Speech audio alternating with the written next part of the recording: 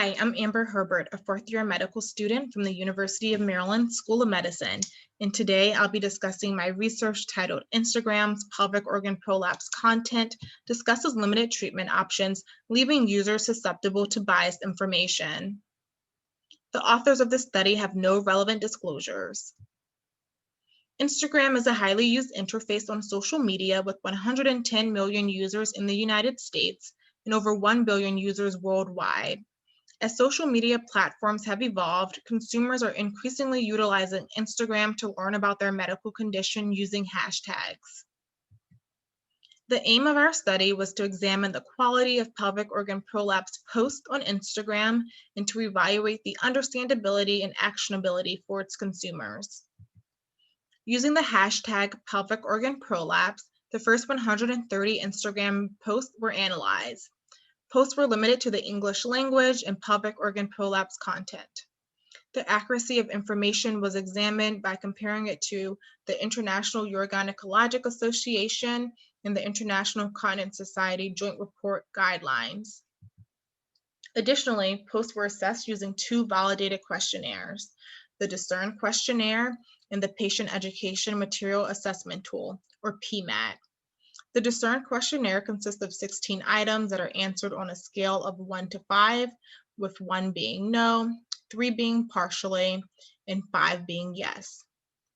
The Patient Education Material Assessment Tool assesses the understandability, or how easy it is for a user to understand the material, and the actionability, or how easy it is for a consumer to act following viewing of material.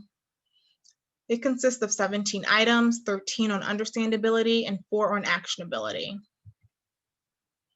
Table 1 discusses the characteristics and quality of pelvic organ prolapse posts on Instagram.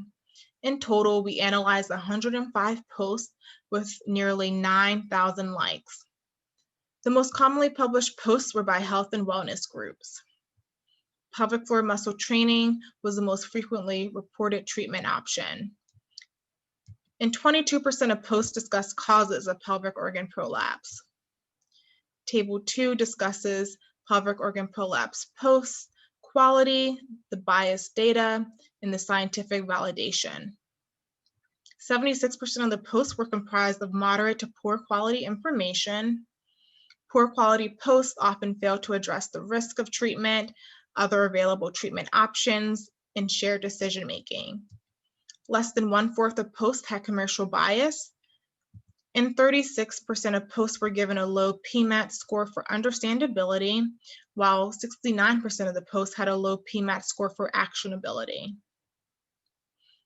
Table 3 discusses the characteristics of the pelvic floor muscle training post on Instagram.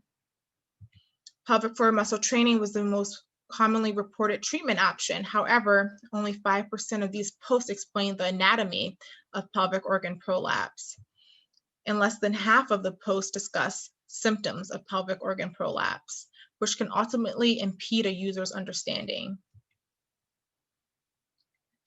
Table 4 discusses pelvic floor muscle trainings, quality, biased data, and scientific validation.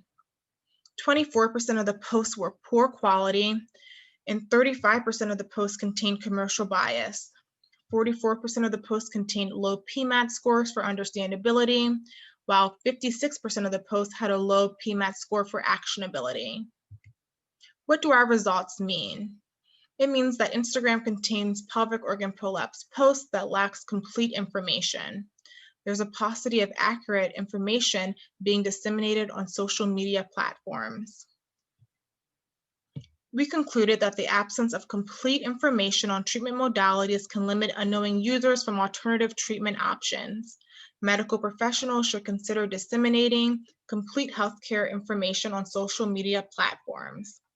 Thank you so much to the International Continence Society for inviting me and my fellow co-authors to speak about our research.